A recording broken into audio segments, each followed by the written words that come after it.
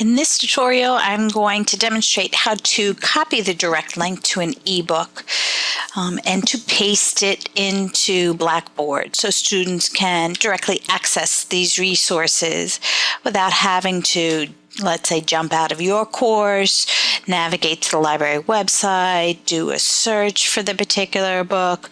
This will create a direct access link to the resource. What we have here is a listing of 3 ebook results from a previous search.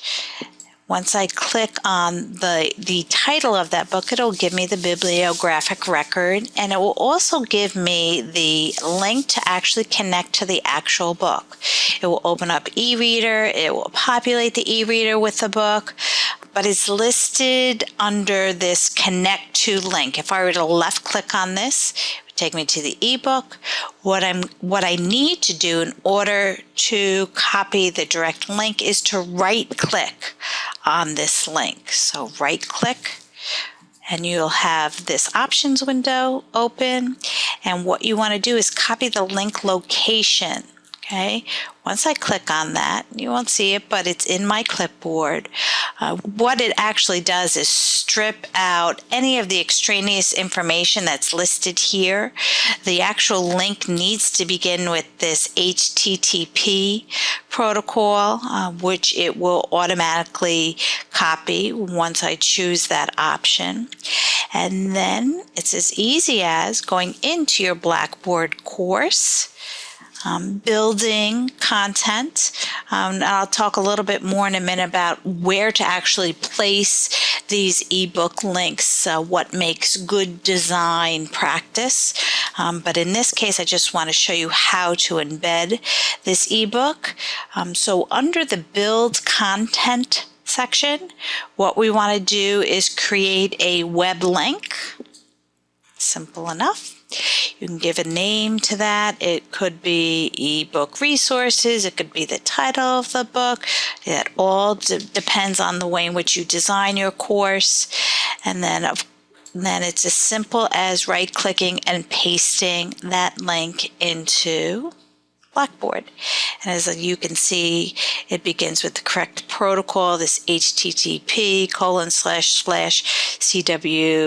blah blah blah. And that's a good link there. And then all I need to do is click submit. And there it is embedded in my Blackboard. So let's look at this from a user's perspective. The edit mode is now off. This is what your students are going to see. And as soon as they click on this ebook resource link, it will automatically open up the reader, populate the reader with the book, and you're good to go. Keep in mind that if you were accessing this resource and you were not on campus or not connected to our network, it would ask for a barcode. That's how it authenticates that an actual student is using these resources.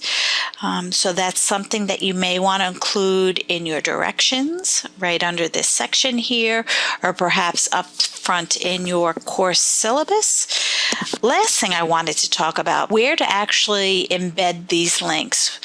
It makes sense if you're using an ebook throughout the entire course that it's something that perhaps you want to embed up front in the course syllabus. And it never hurts to include that link in multiple places so students have easy access to it. If this particular resource, this ebook, and this goes for all of the electronic resources, if it's related specifically to a particular assignment, whether it's a weekly assignment or your assignments are listed by topic, then you would most likely want to embed that link under that weekly content so it's directly accessible and students realize that it's associated with a particular assignment. That is good practice. If it is a suggested reading, then it's probably best to include that in a separate listing outside of the specific course content. It allows the student to know that it is not a required reading. It tends to confuse them less. Okay, so those are just some design suggestions for where to embed these resources in your course.